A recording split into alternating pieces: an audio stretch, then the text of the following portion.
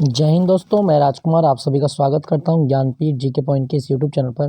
दोस्तों, एसएससी के जो भी एग्ज़ाम आने वाले हैं 2023 में और कोई भी एग्ज़ाम जिसकी आप तैयारी कर रहे हैं, तो उसके लिए हमने एक टारगेट रखा है जीएस का और 25 प्रश्नों का मॉक टेस्ट हम उस श्रृंखला में लेके आते हैं। तो आज फिर एक और मॉक टेस्ट लेके आया हूँ 25 प्रश्नों का।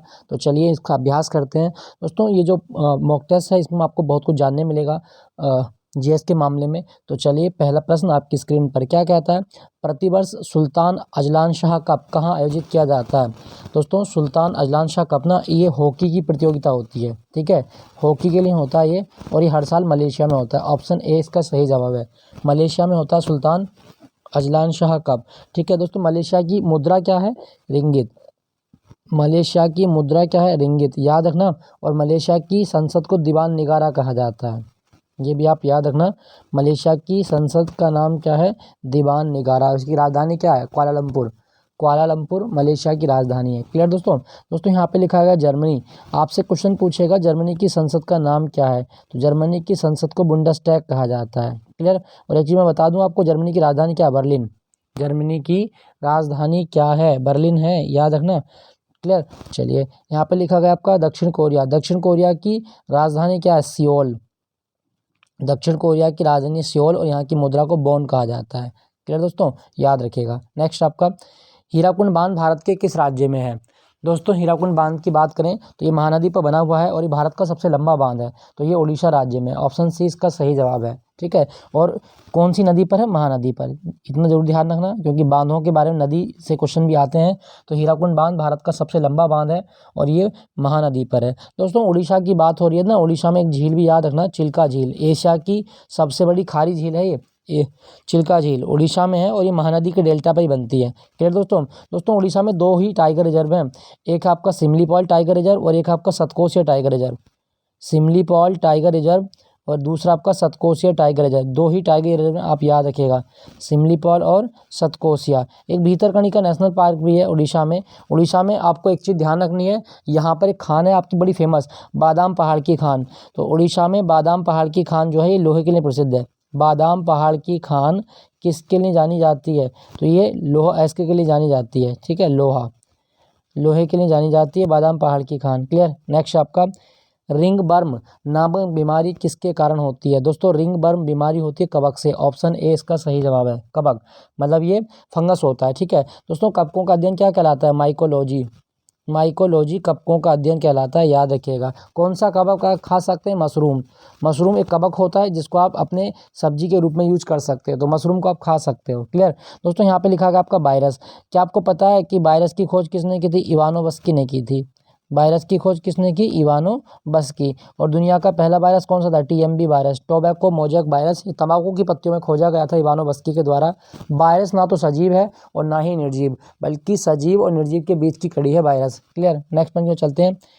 मैंगीफेरा इंडिका किसका वैज्ञानिक नाम है? दोस्तों, मैंगीफेरा इंडिका ये आम का वैज्ञानिक नाम है। ऑप्शन बी इसका सही जवाब है, ठीक है। दोस्तों, एक चीज़ मैं आपको बता दूं, ये जो वैज्ञानिक नाम लिखने में जिस भाषा का यूज करते हैं ना, वो लैटिन भाषा होती है। क्लियर? याद रखना, लैटिन भाषा का प्रयोग करते हैं। नेक्स्ट आपका, केकड़े किस प्रजाति के अंतर्गत आते हैं? दोस्तों, जो केकड़े होते हैं ना, वो किसके अंतर्गत आते हैं? तो उनका फाइलम होता है आर्थ्रोपोडा।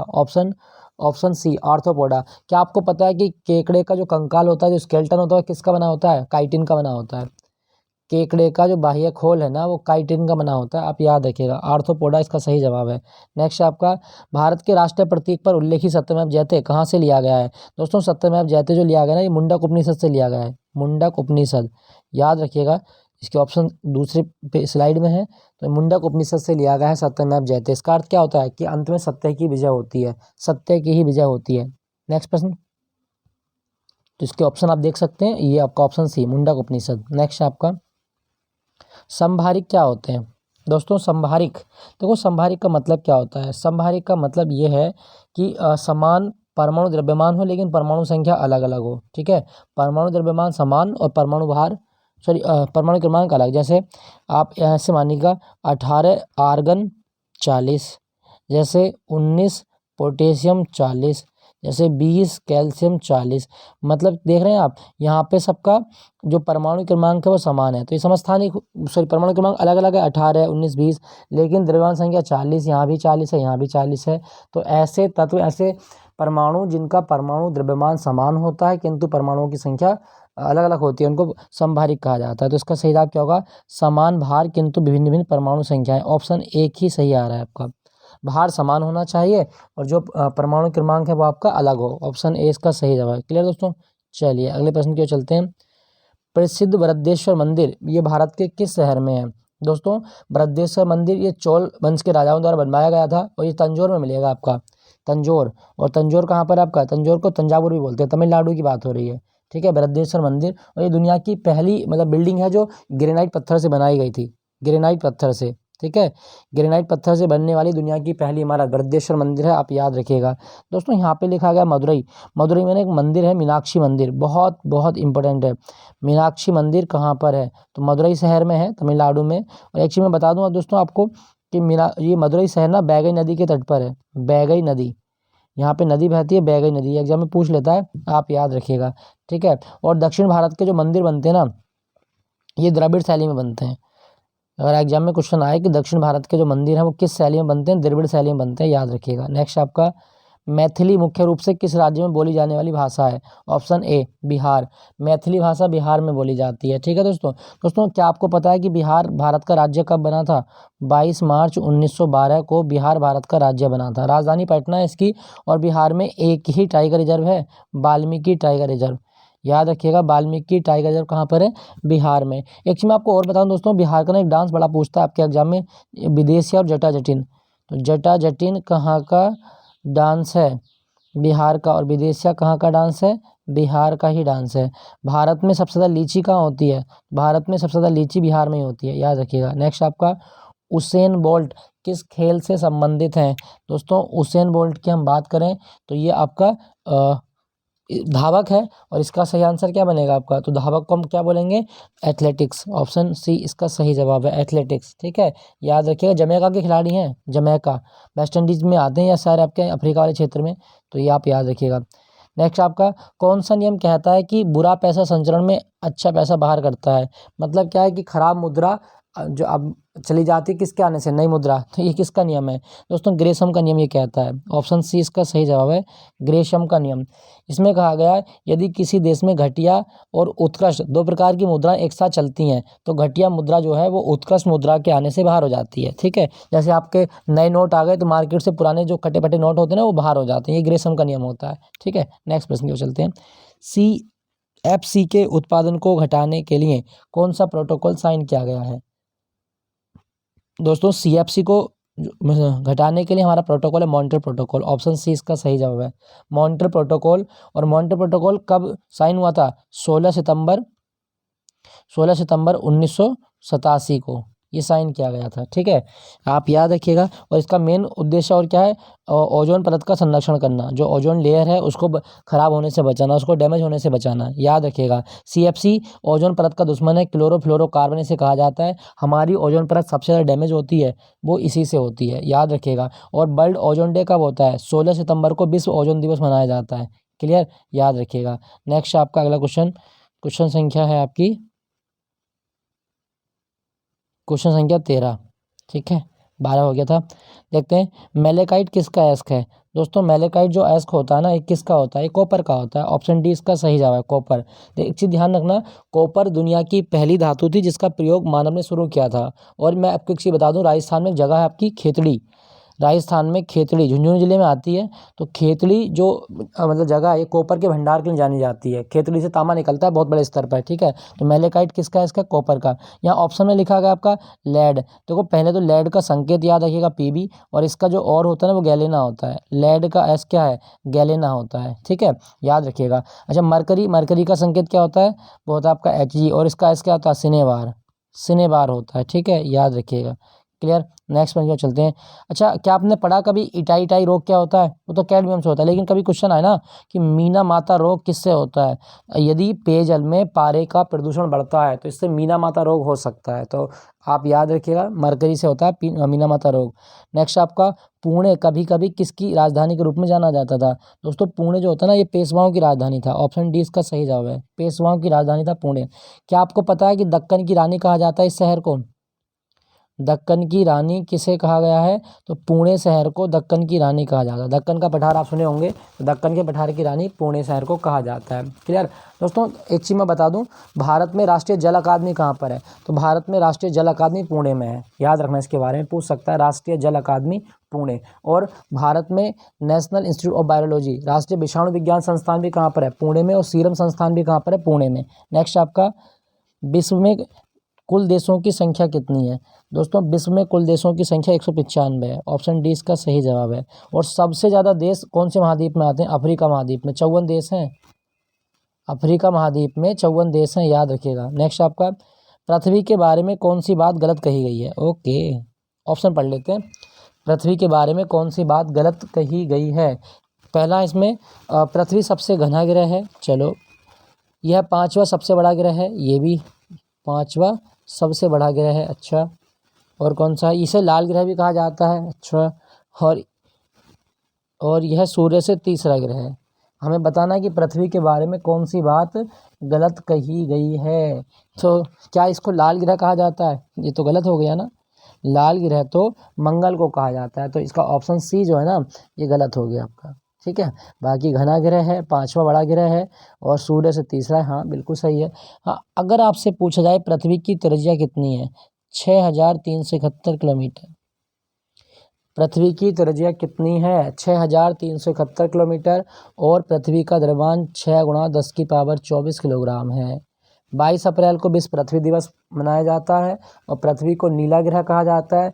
पृथ्वी की बहन शुक्र को कहा जाता है, याद रखिएगा दोस्तों। और पृथ्वी सौरमंडल का एकमात्र ग्रह है जिस पर जीवन संभव है, जिस पर मानव रहता है, याद रखिएगा। नेक्स्ट आपका अगला प्रश्न संख्या 17 क्या कहता है, देख लेते हैं एक बार।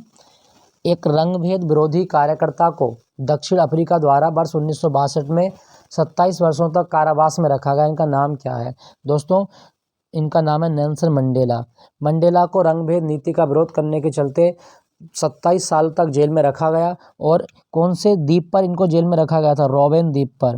रोबेन द्वीप पर। और जेल से निकलने के बाद ये जो हैं अफ्रीका के पहले अश्वेत राष्ट्रपति बने थे। पहले काले राष्ट्रपति थे अफ्रीका के। अफ्रीका का गांधी इनको कहा जाता है। और मंडेला दिवस होता है 18 जुलाई को। मंडेला दिवस 18 जुलाई। क्या आपको पता है कि मंडेला दूसरे विदेशी थे जिनको भारत रत्न मिला था? तो मंडेला को 1990 में भारत सरकार द्वारा भारत रत्न दिया गया था। याद रखना, इसके बारे में पूछ लेता है आपके एग्जाम में। और मंडेला की आत्मकथा का नाम क्या है दोस्तों? A long walk to freedom. A long walk to freedom, लिख देता हूँ, a long walk to freedom. A long walk to freedom, ये मंडेला की आत्मकथा का नाम है, याद रखिएगा, आपसे पूछ सकता है। क्लियर दोस्तों? चलिए अगले प्रश्न की ओर चलते हैं। A comparison between women and man पुस्तक किसके द्वारा लिखी गई है? तो दोस्तों, a comparison between women and man, ये ताराबाई शिंदे के द्वारा लिखी गई है। ऑप्शन ए इसका सही जवाब है, ताराबाई शिंदे। ठीक है दोस्तों यहाँ पे ना एक ऑप्शन में लिखा गया है ज्योतिबा फूले। मुझे इनकी बस एक ही किताब सबसे इंपॉर्टेंट लगती है जो बहुत आती है एग्जाम में, गुलामगिरी। तो कभी क्वेश्चन आए कि गुलामगिरी पुस्तक किसके द्वारा लिखी गई? दोस्तों, ज्योतिबा फूले की किताब है गुलामगिरी। इसका कलर चेंज कर लेते हैं। ज्योतिबा फूले की किताब है गुलामगिरी। और ज्योतिबा फूले ने सत्य शोधक समाज की स्थापना भी की थी। ये जरूर याद रखना, ये कई बार एग्जाम में पूछेगा। सत्य शोधक समाज की स्थापना किसने की? जवाब होगा ज्योतिबा फूले। ठीक है, ज्योतिबा फूले ने की थी सत्य शोधक समाज की स्थापना। नेक्स्ट आपका, यदि तापमान बढ़ता है तो ध्वनि की गति पर क्या प्रभाव पड़ेगा? दोस्तों, यदि तापमान बढ़ता है तो ध्वनि की गति बढ़ जाती है। सही जवाब क्या होगा? ध्वनि की गति बढ़ जाती है। ठीक है। अच्छा, अगर आपसे पूछा जाए कि ध्वनि निर्वात में गमन नहीं कर सकती है, पहले तो आप याद ध्यान रखना, इसीलिए अंतरिक्ष में दो व्यक्ति आपस में साधारणतः बात नहीं कर सकते। क्यों? क्योंकि ध्वनि को चलने के लिए मीडियम चाहिए। बिना मीडियम के ध्वनि नहीं चल सकती। और मानव के कान पर ध्वनि का प्रभाव कितने समय तक रहता है? 1/10 सेकंड तक ध्वनि रहती है। ठीक है, याद रखिएगा इसके बारे में। और एक चीज़ मैं आपको और बता दूं, ध्वनि की चाल कितनी मानते हैं? लगभग 330 मीटर पर सेकंड। तो इसमें थोड़ा बहस मत करना, 332 भी होता है, 330 भी होता है, लेकिन आप रफली 330 मान सकते हैं। ठीक है। नेक्स्ट आपका अगला क्वेश्चन, निम्नलिखित में से कौन सा एक ऋण आयन होगा? दोस्तों, ऋण आयन कौन सा होगा? तो इसमें सही जवाब क्या बनेगा? तो ऋण आयन क्या है? इलेक्ट्रॉन जो होते हैं ऋण आयन होते हैं। अगर उसमें प्रोटॉन से अधिक इलेक्ट्रॉन होंगे ना तो ऋण आयन होगा, क्योंकि इलेक्ट्रॉन माइनस के होते हैं। क्या आपको पता है इलेक्ट्रॉन की खोज किसने की थी? टॉमसन के द्वारा इलेक्ट्रॉन की खोज की गई है। टॉमसन के द्वारा इलेक्ट्रॉन की खोज की गई, जे टॉमसन पूरा नाम है। प्रोटॉन की खोज किसने की थी? गोल्डस्टीन ने प्रोटॉन की खोज की है। और प्रोटॉन के प्रॉपर्टी के बारे में बताया था रदरफोर्ड ने। तो प्रोटॉन की खोज गोल्डस्टीन के द्वारा की गई। न्यूट्रॉन की खोज किसने की है? चैडविक ने। न्यूट्रॉन की खोज किसने की थी? तो चैडविक ने न्यूट्रॉन की खोज की है। क्लियर। नेक्स्ट प्रश्न, धातुएं विद्युत का वाहन क्यों करती हैं? धातुओं में मुक्त इलेक्ट्रॉन पाए जाते हैं, इसीलिए इनमें करंट फ्लो करा सकते हैं। मुक्त इलेक्ट्रॉन्स के कारण धातुएं जो होती हैं वो विद्युत की सुचालक होती हैं। क्लियर। अच्छा, कौन सी अधातु है जो विद्युत का सुचालक है? ग्रेफाइट। ग्रेफाइट जो है ना, ये अधातु तो है लेकिन ये विद्युत का संचालन कर सकती है क्योंकि इसमें मुक्त इलेक्ट्रॉन होते हैं। कार्बन का एलोट्रोप्स होता है ग्रेफाइट। नेक्स्ट आपका, राज्यसभा के सदस्य हैं, क्वेश्चन के 22, राज्यसभा का सदस्य होने के लिए किसी व्यक्ति की कम से कम उम्र कितनी होनी चाहिए? तो दोस्तों, राज्यसभा का सदस्य अगर किसी व्यक्ति को बनना है तो उसकी कम से कम 30 साल होनी चाहिए। ऑप्शन बी इसका सही जवाब है, 30 साल। ठीक है। एक चीज़ ध्यान रखना, राज्यसभा का जो आर्टिकल है वो कौन सा? आर्टिकल 80 में राज्यसभा लिखी गई है। राज्यसभा का गठन आर्टिकल 80 में, और राज्यसभा हमारी संसद का अपर हाउस माना जाता है, उच्च सदन माना जाता है। ठीक है।